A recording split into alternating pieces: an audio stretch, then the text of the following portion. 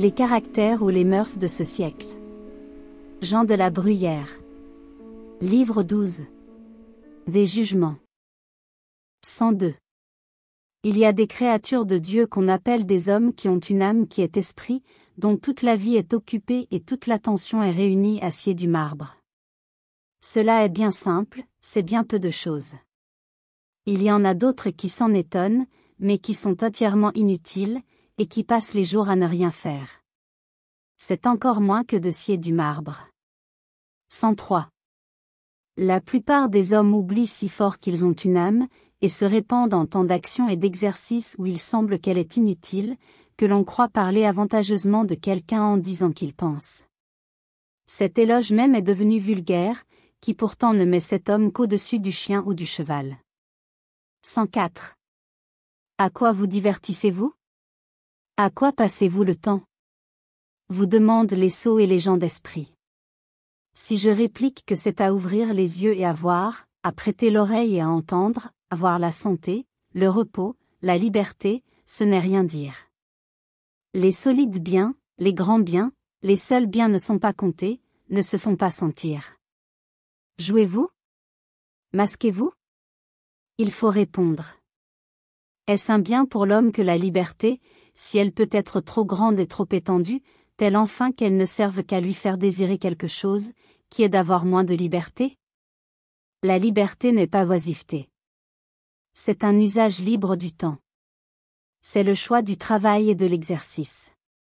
Être libre en un mot n'est pas ne rien faire, c'est être seul arbitre de ce qu'on fait ou de ce qu'on ne fait point.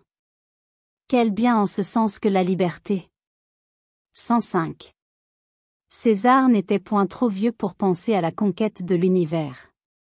Il n'avait point d'autre béatitude à se faire que le cours d'une belle vie, et un grand nom après sa mort. Né fier, ambitieux, et se portant bien comme il faisait, il ne pouvait mieux employer son temps qu'à conquérir le monde. Alexandre était bien jeune pour un dessein si sérieux. Il est étonnant que dans ce premier âge les femmes ou le vin n'aient plutôt rompu son entreprise. 106. Un jeune prince, d'une race auguste. L'amour et l'espérance des peuples. Donné du ciel pour prolonger la félicité de la terre. Plus grand que ses aïeux. Fils d'un héros qui est son modèle, a déjà montré à l'univers par ses divines qualités, et par une vertu anticipée, que les enfants des héros sont plus proches de l'être que les autres hommes. 107. Si le monde dure seulement 100 millions d'années, il est encore dans toute sa fraîcheur, et ne fait presque que commencer. Nous-mêmes nous touchons aux premiers hommes et aux patriarches, et qui pourra ne nous pas confondre avec eux dans des siècles si reculés? Mais si l'on juge par le passé de l'avenir, quelles choses nouvelles nous sont inconnues dans les arts, dans les sciences, dans la nature, et j'ose dire dans l'histoire. Quelle découverte ne fera-t-on point?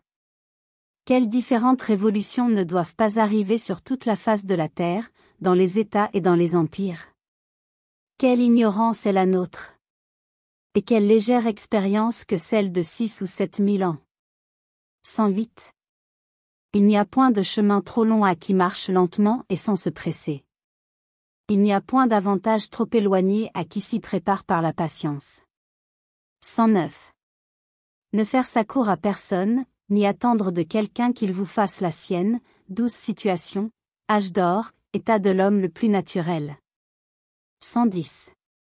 Le monde est pour ceux qui suivent les cours ou qui peuplent les villes. La nature n'est que pour ceux qui habitent la campagne. Eux seuls vivent, eux seuls du moins connaissent qu'ils vivent. 111. Pourquoi me faire froid, et vous plaindre de ce qui m'est échappé sur quelques jeunes gens qui peuplent les cours? Êtes-vous vicieux, ô Thraciles? Je ne le savais pas, et vous me l'apprenez.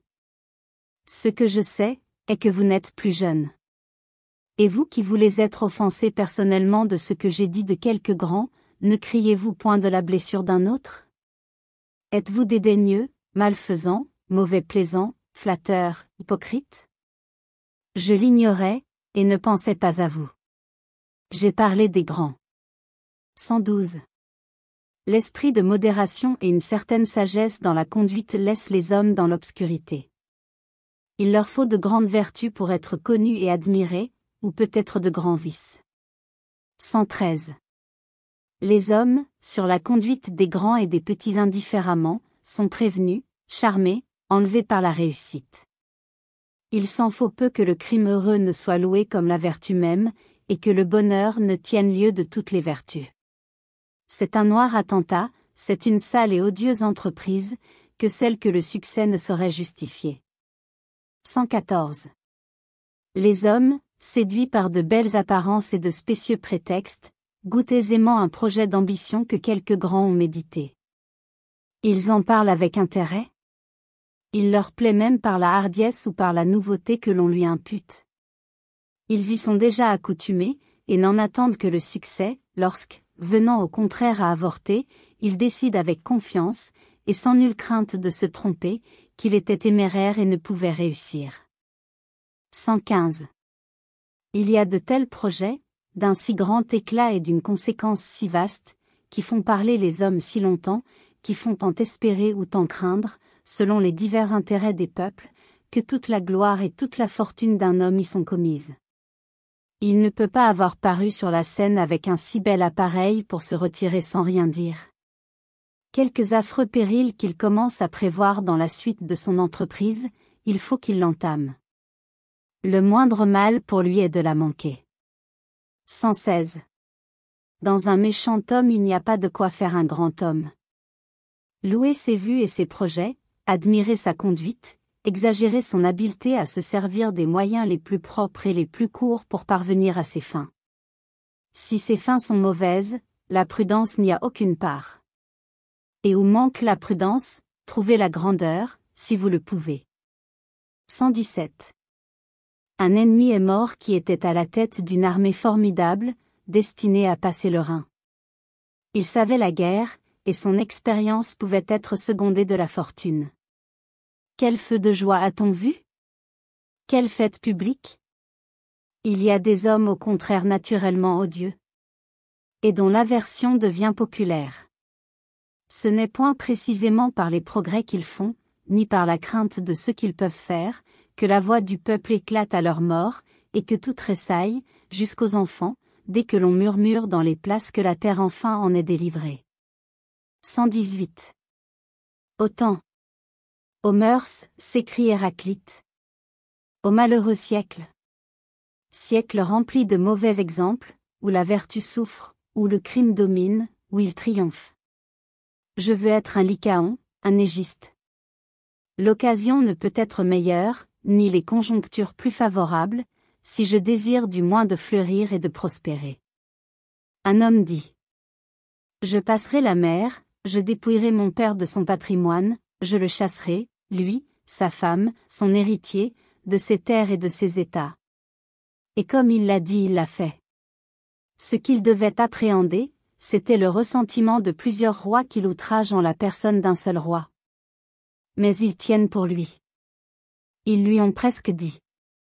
Passez la mer, dépouillez votre père, montrez à tout l'univers qu'on peut chasser un roi de son royaume, ainsi qu'un petit seigneur de son château, ou un fermier de sa métairie.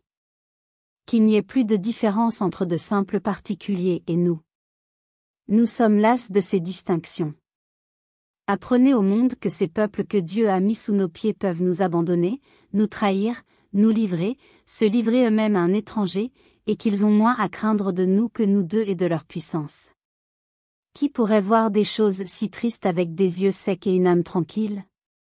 Il n'y a point de charge qui n'ait leur privilège. Il n'y a aucun titulaire qui ne parle, qui ne plaide, qui ne s'agite pour les défendre. La dignité royale seule n'a plus de privilèges. Les rois eux-mêmes y ont renoncé. Un seul, toujours bon et magnanime, ouvre ses bras à une famille malheureuse. Tous les autres se liguent comme pour se venger de lui, et de l'appui qu'il donne à une cause qui leur est commune. L'esprit de pique et de jalousie prévaut chez eux à l'intérêt de l'honneur, de la religion et de leur état. Est-ce assez? À leur intérêt personnel et domestique. Il y va, je ne dis pas de leur élection, mais de leur succession, de leurs droits comme héréditaires. Enfin dans tous l'homme l'emporte sur le souverain. Un prince délivrait l'Europe, se délivrait lui-même d'un fatal ennemi, allait jouir de la gloire d'avoir détruit un grand empire. Il la néglige pour une guerre douteuse. Ceux qui sont nés arbitres et médiateurs temporisent. Et lorsqu'ils pourraient avoir déjà employé utilement leur médiation, ils la promettent. Ô pâtre! Continue Héraclite. Ô rustres qui habitez sous le chaume et dans les cabanes. Si les événements ne vont point jusqu'à vous, si vous n'avez point le cœur percé par la malice des hommes, si on ne parle plus d'hommes dans vos contrées, mais seulement de renards et de loups-cerviers, recevez-moi parmi vous à manger votre pain noir et à boire l'eau de vos citernes. Merci d'avoir écouté cette vidéo. Si cette vidéo vous a plu, vous pouvez vous abonner gratuitement à la chaîne Coin Livre Audio. N'oubliez pas de liker avec le pouce vers le haut. Vous pouvez aussi me laisser un commentaire. À bientôt.